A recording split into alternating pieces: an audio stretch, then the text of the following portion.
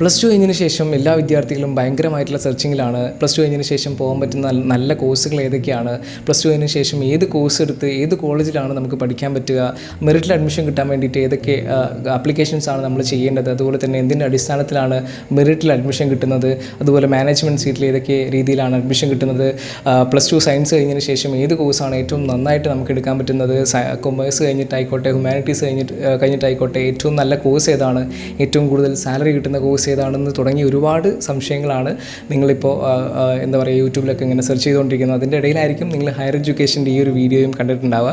അപ്പോൾ plus two കഴിഞ്ഞിരിക്കുന്ന വിദ്യാർത്ഥികളോട് കുറച്ച് കാര്യങ്ങൾ സംസാരിക്കാൻ വേണ്ടിയിട്ടാണ് ഈ ഒരു വീഡിയോ ചെയ്യുന്നത്.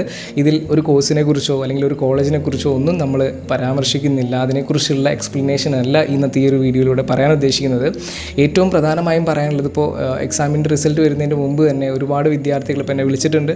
ഒരുപാട് വിദ്യാർത്ഥികൾ പല കോളേജിലേക്കും പല കോഴ്സുകളിലേക്കും അഡ്മിഷൻ എടുത്തിട്ടുമുണ്ട്.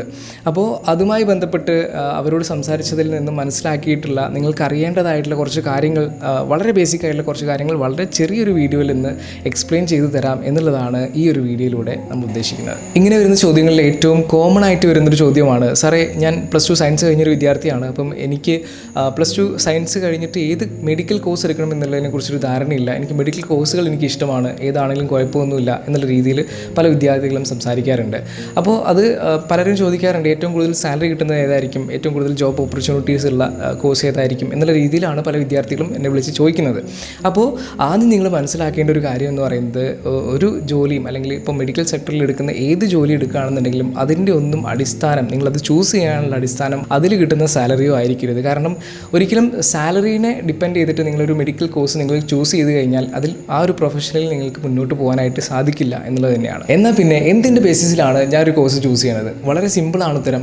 നിങ്ങൾ ഒരു മെഡിക്കൽ കോഴ്സ് അല്ലെങ്കിൽ ഏതൊരു കോഴ്സ് ആയിക്കോട്ടെ അത് ചൂസ് ചെയ്യുന്നത് നിങ്ങൾക്കത് ഇഷ്ടമാണോ എന്നുള്ളതിൻ്റെ അടിസ്ഥാനത്തിലാണ്. നിങ്ങൾക്കത് ഇഷ്ടമാണോ എന്ന് അറിയാൻ വേണ്ടിയിട്ട് നിങ്ങൾ ആ കോഴ്സിനെ കുറിച്ച് കംപ്ലീറ്റ് ആയിട്ട് പഠിച്ചിരിക്കണം. എന്ത് ജോബാണിത്, എന്തൊക്കെ കാര്യങ്ങളാണ് ഇതിൽ പഠിക്കേണ്ടി വരിക, അതുപോലെ തന്നെ നിങ്ങൾ ആഫ്റ്റർ ഓൾ ഈ കോഴ്സ് കംപ്ലീറ്റ് ചെയ്തതിന് ശേഷം എന്ത് ജോലിയാണ് ചെയ്യേണ്ടി വരിക എന്നുള്ളതിനെക്കുറിച്ച് കൃത്യമായിട്ടുള്ളൊരു ധാരണ നിങ്ങൾക്ക് ഉണ്ടായിരിക്കണം എന്നുള്ളതാണ് അതിൽ ഏറ്റവും ബേസിക് ആയിട്ടുള്ളൊരു കാര്യം. അപ്പോൾ നിങ്ങളൊരു കോഴ്സിനെ കുറിച്ച് മനസ്സിലാക്കുകയാണ്. ഇപ്പം ഞാനൊരു ഉദാഹരണം പറയുകയാണ്, anaesthesia and operation theatre technology. ഈ ഒരു കോഴ്സിനെ കുറിച്ച് മനസ്സിലാക്കുന്ന സമയത്ത് എത്ര വർഷത്തെ കോഴ്സാണെന്ന് മനസ്സിലാക്കുന്നു, ഈ കോഴ്സിൽ എന്തൊക്കെ കാര്യങ്ങൾ പോസ്റ്റിങ്സ് വരുന്നുണ്ടോ, പോസ്റ്റിങ്സ് ഏതൊക്കെ വർഷങ്ങളിലാണ് വരുന്നത്, എങ്ങനെയൊക്കെയാണ് പോസ്റ്റിങ്സ് വരുന്നത്, ആഫ്റ്റർ ഓൾ ഇൻറ്റേൺഷിപ്പ് വരുന്നുണ്ടോ, ഇൻറ്റേൺഷിപ്പ് നമുക്കൊരു കിട്ടുന്ന സമയത്ത് എന്തൊക്കെ ജോബാണ് ചെയ്യേണ്ടി വരിക, എന്തെല്ലാം മേഖലയിലായിരിക്കും നമുക്ക് വർക്ക് ചെയ്യേണ്ടി വരിക. അപ്പോൾ OT-AT എന്ന് പറയുന്ന കോഴ്സിനെ സംബന്ധിച്ചിടത്തോളം രണ്ട് അനസ്തേഷ്യ എന്ന് പറയുന്ന സൈഡും ഉണ്ട്, ഓപ്പറേഷൻ തിയേറ്റർ ടെക്നീഷ്യൻ എന്ന് പറയുന്ന വേറൊരു സൈഡും ഉണ്ട്. ഈ രണ്ട് സൈഡിലുള്ള ജോബുകൾ എന്തൊക്കെയാണ്, ഈ കോഴ്സ് കംപ്ലീറ്റ് ചെയ്തതിന് ശേഷം എന്ത് ജോലിയാണ് നമുക്ക് ചെയ്യേണ്ടി വരിക എന്നതിനെക്കുറിച്ച് കൃത്യമായിട്ടുള്ളൊരു ധാരണ നിങ്ങൾക്ക് ഉണ്ടെന്നുണ്ടെങ്കിൽ നിങ്ങൾക്ക് ഈസി ആയിരിക്കും ആ ഒരു കോഴ്സ് എടുക്കാൻ വേണ്ടിയിട്ട്. അപ്പോൾ ഞാൻ ഈ സെപ്പറേറ്റ് കോഴ്സിൻ്റെ വീഡിയോസൊക്കെ നമ്മൾ ചാനൽ അപ്ലോഡ് ചെയ്തിട്ടുണ്ട്. എങ്കിലും നിങ്ങൾക്ക് മനസ്സിലാക്കുന്നതിൽ ഏറ്റവും എളുപ്പം, ഇപ്പോൾ ഒരു കോഴ്സിനെക്കുറിച്ച് കൃത്യമായിട്ടുള്ള ഐഡിയ ഇല്ലാത്ത ഒരാളാണെന്നുണ്ടെങ്കിൽ എല്ലാ അലൈഡ് കോഴ്സുകളെ കുറിച്ച് ഒരു ധാരണ ഉണ്ടാക്കിയെടുത്താൽ മാത്രമേ അതിലേറ്റവും ബെറ്റർ എനിക്ക് ഏതാണ് എന്ന് നിങ്ങൾക്ക് ചൂസ് ചെയ്യാനായിട്ട് സാധിക്കുള്ളൂ.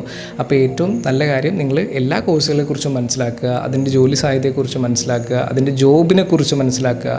ഇപ്പോൾ നല്ല ജോലി സാധ്യതയുള്ളൊരു ഒരു കോഴ്സാണ് OT-AT എന്നുണ്ടെങ്കിൽ നല്ല സാലറിയും കിട്ടുന്നുണ്ടെന്നുണ്ടെങ്കിൽ, പക്ഷേ നിങ്ങൾക്ക് രക്തം കാണുന്നത് ഇഷ്ടമല്ല അല്ലെങ്കിൽ ഓപ്പറേഷൻ ചെയ്യുന്നത് കാണുന്നത് ഇഷ്ടമല്ല എന്നുണ്ടെങ്കിൽ നിങ്ങൾ ആ ജോബ് ചൂസ് ചെയ്തിട്ട് കാര്യമുണ്ടോ, അല്ലെങ്കിൽ നിങ്ങൾ ആ ഒരു കോഴ്സ് എടുത്തിട്ട് കാര്യമുണ്ടോ, നിങ്ങൾക്കത് കണ്ടിന്യൂ ചെയ്യാൻ പറ്റുമോ?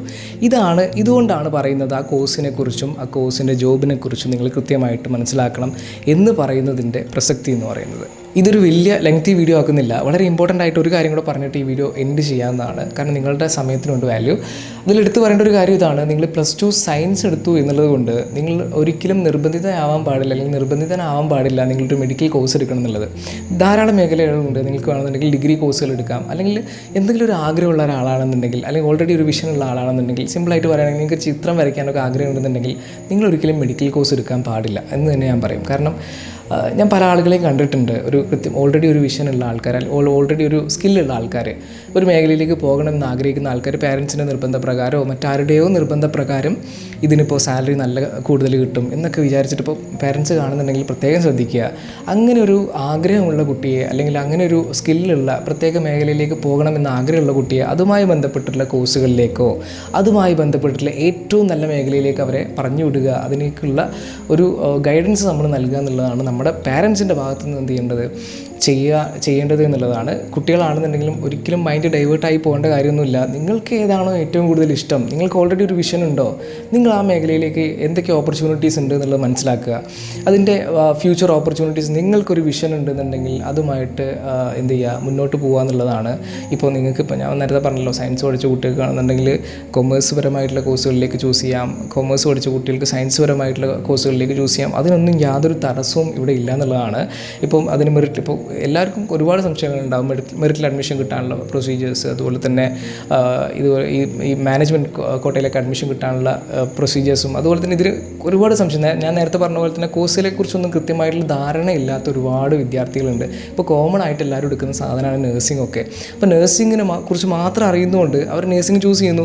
മെഡിക്കൽ ഫീൽഡിലെ മറ്റ് മേഖലകളെ കുറിച്ചൊന്നും ആർക്കും ഒരു ഐഡിയ ഇല്ലാത്ത ഒരുപാട് വിദ്യാർത്ഥികളുണ്ട്. എന്നെ പേഴ്സണലി വിളിച്ച ഒരുപാട് കുട്ടികൾക്ക് തന്നെ ഈ സെയിം ബാക്കിയുള്ള കോഴ്സുകളെ കുറിച്ചൊന്നും ഐഡിയ ഇല്ല, അവർക്കൊന്നും പറഞ്ഞു കൊടുക്കാൻ ആരുമില്ല. അപ്പോൾ നിങ്ങളും ഇതുപോലെ കൺഫ്യൂസ്ഡ് ആണെന്നുണ്ടെങ്കിൽ നിങ്ങൾക്ക് തീർച്ചയായിട്ടും നമ്മളെ കോൺടാക്ട് ചെയ്യാം. ഒന്നെങ്കിൽ ഞാനോ അല്ലെങ്കിൽ എൻ്റെ ടീമിലുള്ള ആൾക്കാരോ നിങ്ങളെ തീർച്ചയായിട്ടും ഗൈഡ് ചെയ്യും. നിങ്ങൾക്ക് വേണ്ട നിങ്ങളുടെ ആഗ്രഹവുമായി ബന്ധപ്പെട്ടുള്ള കോഴ്സുകൾ നിങ്ങൾക്ക് ചൂസ് ചെയ്യാൻ വേണ്ടിയിട്ട് നിങ്ങൾക്ക് സാധിക്കും എന്നുള്ളതാണ്.